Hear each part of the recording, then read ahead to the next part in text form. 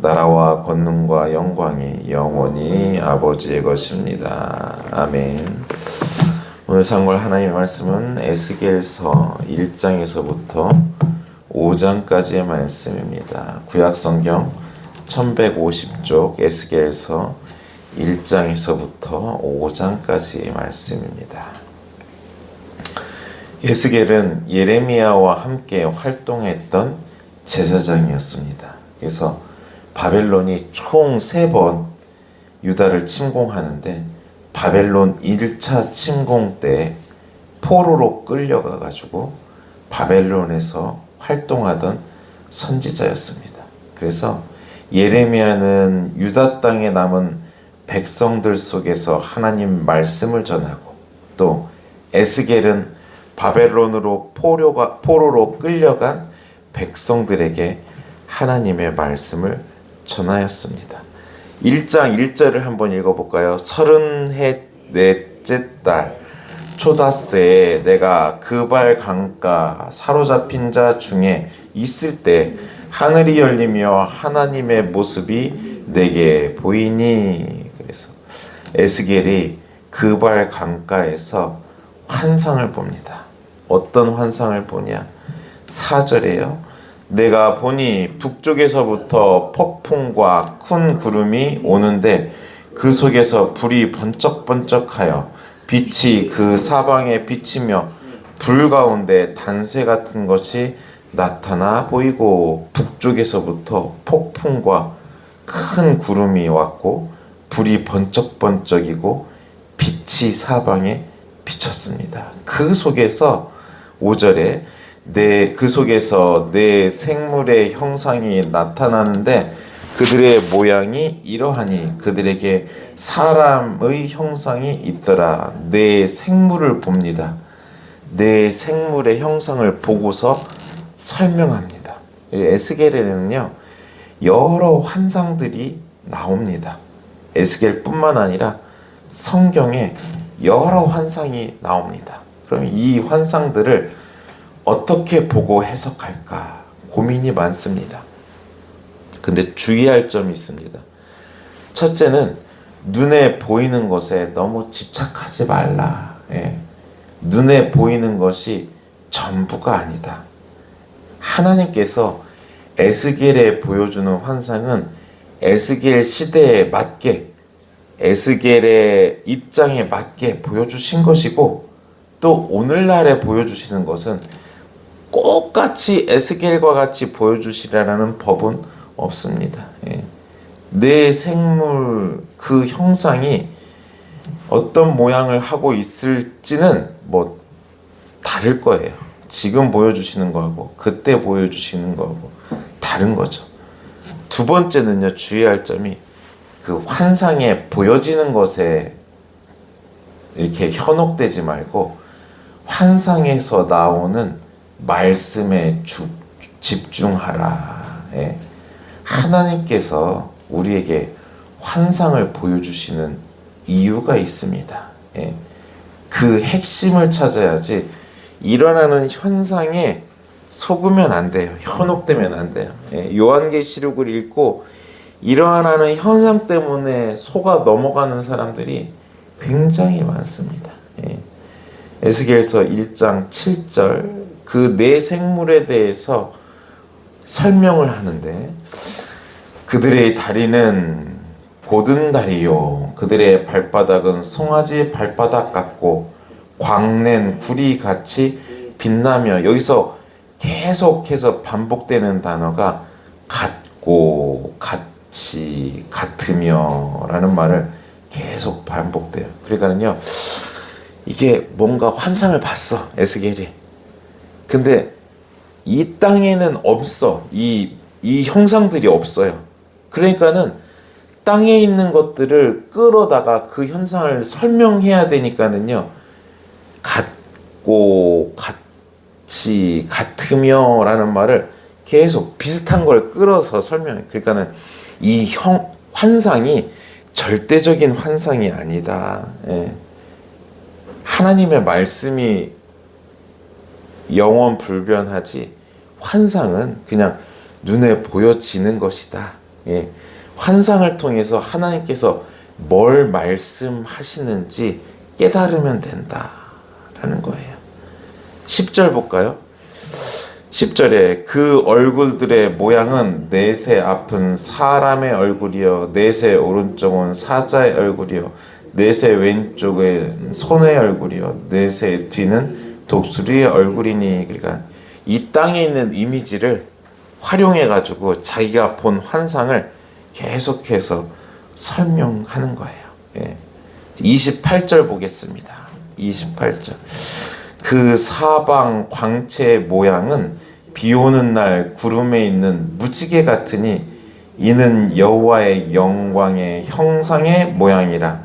내가 보고 엎드려 말씀하시는 이의 음성을 들으니라. 여기서 중요한 게 형상도 물론 중요하지만 제가 환상을 볼 때 환상이 나타나는 현상보다는 환상 속에서 말씀하시는 것이 무엇인지 들어야 된다라는, 여기서도 똑같은 일이 벌어지고 있어요. 앞에 하나님의 영광의 형상이 쫙 펼쳐져요. 근데 중요한 건 뭐냐면 뭘 말씀하시냐. 예. 엎드려서 에스겔이 쫙 엎드려서 하나님께서 말씀하시는 그 말씀을 듣는 거예요. 예. 하나님의 중심은 어디에 녹아져 있냐? 말씀 속에 녹아져 있습니다. 예. 보이는 것에 녹아져 있는 것이 아니라, 보이는 것은요, 하나님을 눈으로 표현하면은요, 이 눈으로 표현할 수 없으신 분이 하나님이세요. 우리가 우주를 눈으로 한눈에 볼 수 없듯이 하나님도 한눈에 볼 수 있으신 분이 아닙니다. 예. 하나님께서 자기 중심을 어디에 나타냈냐? 예. 물론 이 자연 만물 온 우주에 나타내시기도 하셨는데 정확하게, 아주 명확하게 축약해서 말씀하시는 그 말씀에 나타냈다는 사실을 기억하시기 바랍니다. 이 음성을 잘 들어야 돼요. 2장에 보면은요, 이런 현상이 일어나고 정말로 본론에 가서 말씀이 임하는 거예요. 3절 볼까요? 3절. 내게 이르시되 인자야, 내가 너를 이스라엘 자손 곧 패역한 백성 나를 배반하는 자에게 보내노라. 그들과 그 조상들이 내게 범죄하여 오늘까지 이르렀나니. 이런 놀라운 환상 속에 하나님께서 말씀하시는데, 이스라엘 자손 곧 패역한 백성 나를 배반하는 자에게 너를 보낸다. 그들의 모습은 범죄하여 오늘날까지 이르렀다. 이게 말씀이에요. 이게 굉장히 중요한 거예요. 나타나는 현상보다 더 중요한 게 요거예요. 에스겔을 부르셨던 것처럼 이 유다 땅에는 예레미야를 부르시고 똑같은 말씀을 하시죠. 예. 예레미야를 부르고 내가 너를 내 백성에게 보낸다. 너는 이런 사명을 감당해라 라고 말씀하고 있는 것처럼, 이 그발강가에서 포로로 잡혀간 이 이스라엘 백성들에게 하나님의 말씀을 전하는 사명이 에스겔에 있어요. 그러니까요, 여러분 선지서들을 보면은요 거의 유사해요. 예, 왜냐하면 하나님께서 그를 통해서 하신 말씀이기 때문에 그 내용이 거의 유사하고 변함이 없어요. 예. 근데 이 에스겔서를 보면서 해석할 때 이런 환상에 너무 사로잡혀서 정작 하나님께서 이 환상을 통해서 무엇을 말씀하시는지 잘 깨닫지 못하는 것 같아요. 예. 그러니까 우리는요, 이 에스겔서를 통해서 정말 하나님이 뭘 말씀하시는지, 하나님께서 무엇을 원하시는지를 깨달아야 돼요.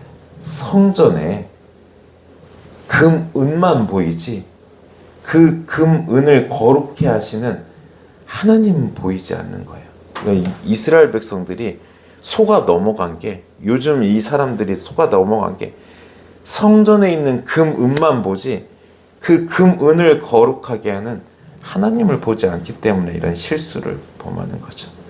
4절 볼까요? 4절. 이 자손은 얼굴이 뻔뻔하고 마음이 굳은 자니라. 내가 너를 그들에게 보내노니 너는 그들에게 이르기를 주 여호와의 말씀이 이러하시다 하라. 이 자손들이요, 얼굴이 뻔뻔하고 마음이 굳다는 거예요. 5절. 그들은 패역한 족속이라.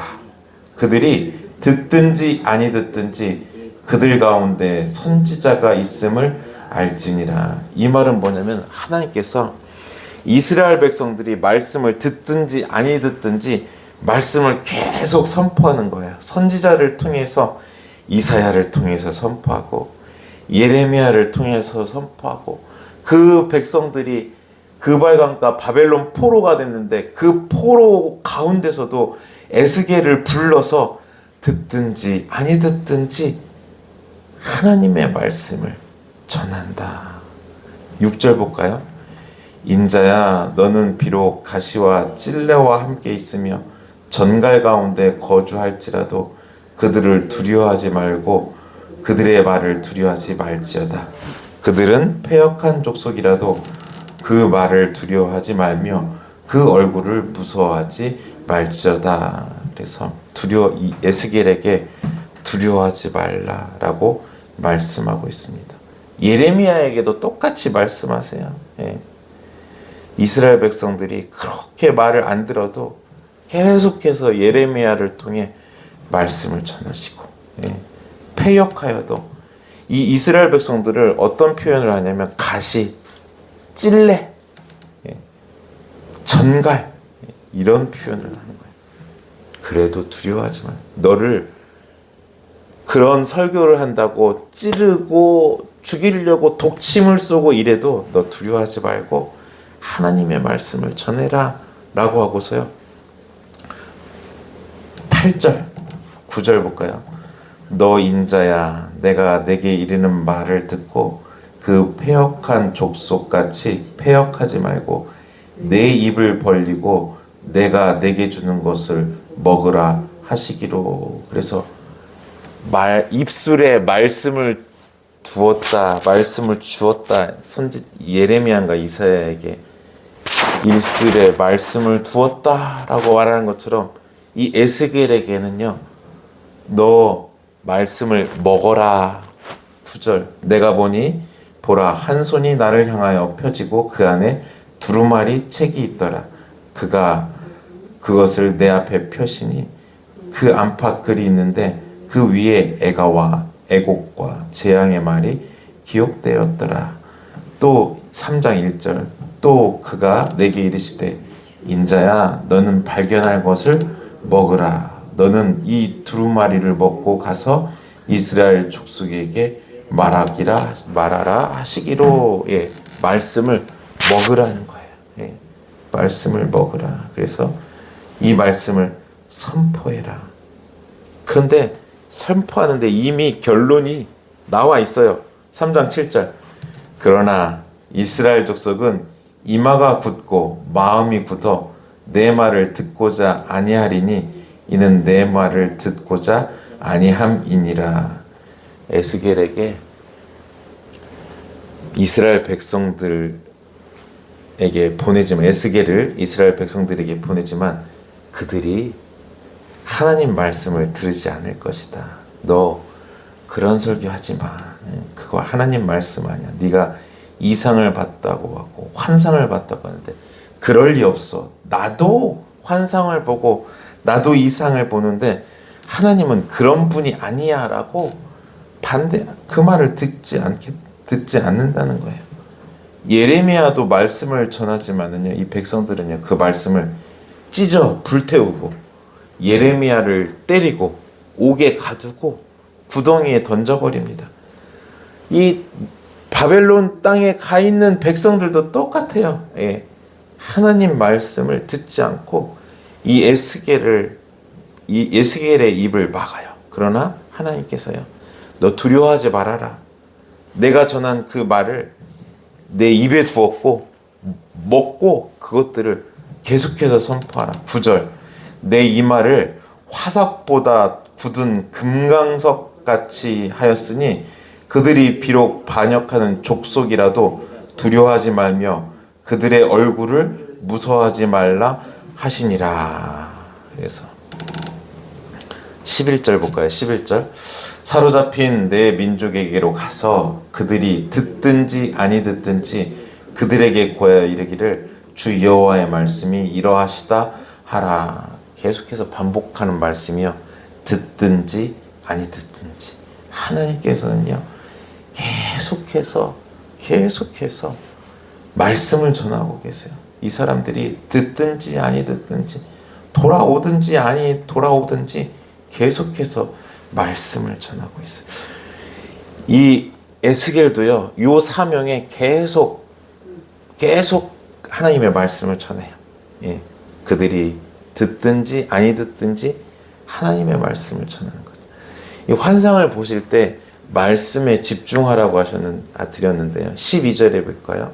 12절에 때에 주의 영이 나를 들러오시는데 내가 내 뒤에 크게 울리는 소리를 들으니 찬송할지어다 여호와의 영광이 그의 처소로부터 나오는도다 하니. 그래서 요 구절이 굉장히 중요한 구절이에요. 예. 환상 가운데 나오는 하나님의 음성에, 뭐 이거는요 에스겔뿐만 아니라 모든 환상, 다니엘, 그 다음에 요한계시록, 이런 묵시설을 해석하실 때 아주 중요한 방법인데요. 요 환상 가운데 들리는 음성, 이게 이 환상의 핵심이에요.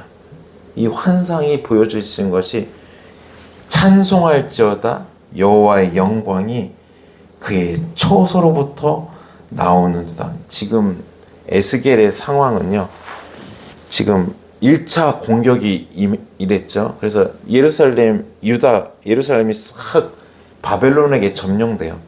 조금만 있으면 2차 때 2, 3차를 거치면서 완전히 다 성전이 무너져 버려요. 근데 환상 가운데는 무엇을 말씀하시냐? 찬송할지어다 여호와의 영광이 그의 처소로부터 나오는도다. 이스라엘 백성이 그렇게 반역하고 하나님 말씀에 불순종하고 멸망의 길로 가는데 하나님은 꾸준하게 그 백성이 듣든지 아니 듣든지 하나님의 구원의 역사를 이루고 계세요. 그리고서 하늘에서는 어떤 일이 벌어지냐? 찬송할지어다 여호와의 영광이 그의 처소로부터 나오는도다. 이 세상은 요란하고요, 전쟁 가운데 있고 기근과 고통 가운데 있는데 이게 결론이 아니라 과정이다. 하늘에서는 하나님의 구원 역사가 조금씩 이루어지고 있다. 예. 이게 참 우리의 생각 위에 하나님의 생각이 있고, 우리가 전혀 생각하지 못하는 방법으로 하나님께서 우리를 구원하시고 우리가 구원의 확신을 갖는다고요. 그 위에는요, 하나님께서 얼마나 큰 확신으로 이 백성들이 듣든지 아니 듣든지 하나님의 구원의 말씀을 전하고 계시고, 하나하나 에스겔을 통해서, 선지자를 통해서 이루어지고 계시다는 사실을 기억하시고, 여기에 소망을 두어야 돼요. 내 감정과 내 확신이 아니라 하늘의 소망, 하나님께서 이 일을 지금도 이루고 계시다고 말씀을 통해서 청사진을 보여주시고 이스라엘의 모델을 통해서 실제로 보여주시는, 거기에 소망을 두시는 우리 여러분 되시길 간절히 축원드립니다. 예, 우리 눈이 열려서 하나님이 하시는 일에 소망을 두시는 여러분 되시기 바랍니다. 21절 볼까요? 그러나 내가 그 의인을 깨우쳐 범죄하지 아니하게 하므로 그가 범죄하지 아니하면 정령 살리니 이는 깨우침을 받으며 너도 내 영혼을 보존하리라. 이게 무슨 말이냐면요, 에스겔에게 파수꾼의 사명을 주셨어요. 그래서 적들이 막 쳐들어와요. 적들이 쳐들어오는데 에스겔이 그 적들이 쳐들어오는 걸 봤어요. 그래가지고 적들이 쳐들어온다고 나팔을 불고 소리를 외치면은 이 이스라엘 백성들이 듣든지 아니 듣든지 이 파수꾼의 사명을 잘 감당한 거예요. 그런데 파수꾼이 혹시 적들이 쳐들어오는 걸 봤어요. 이 백성들이 안 들어. 아무도 안 들어. 그러니까 아유 나 몰라 하고서 어차피 나팔을 불고 소리를 질러도 이 사람들이 변화되지 않으니까는 안 해. 그러면은 하나님께서 이 사람들이 핏값을 너한테 찾겠다. 파수꾼은 뭐냐?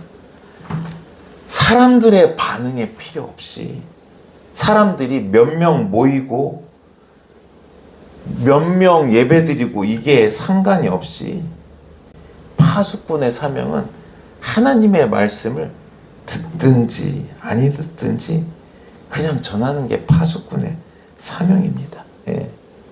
이게 에스겔의 사명이었어요. 4장 볼까요? 4장. 에스겔의 설교는요, 참 재미난 설교예요. 보면은요, 막 뭘 만들어요. 시청각 교재로 만들어서 설교하고 자기 몸의 행위로 이렇게 설교를 해요. 4장 1절.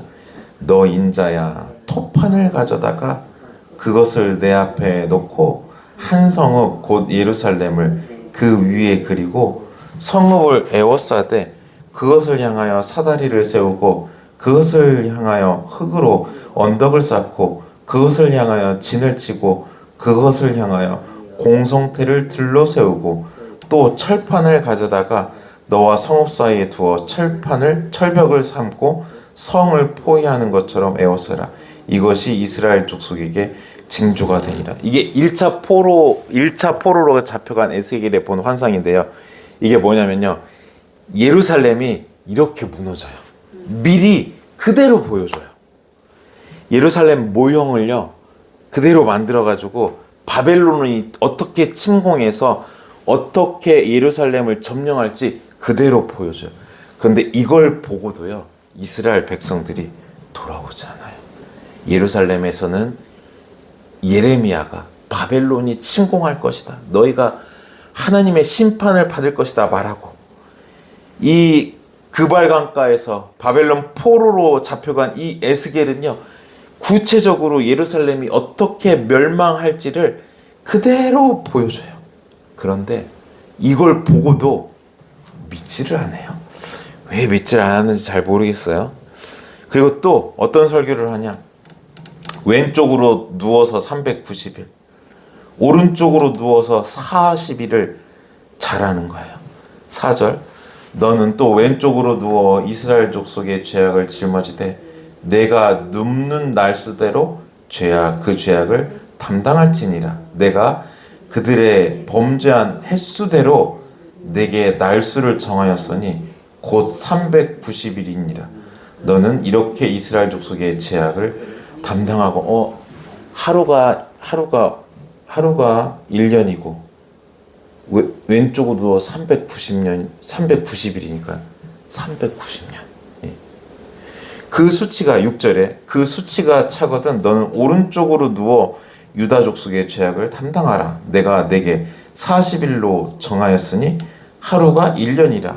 390일에 더해서 40일, 그러니까 40년 더하여서, 그러니까 총 430년. 이게 정말 장구한 날 하나님 말씀에 불순종한 이스라엘의 범죄한 횟수를 말씀하고 있는 거예요.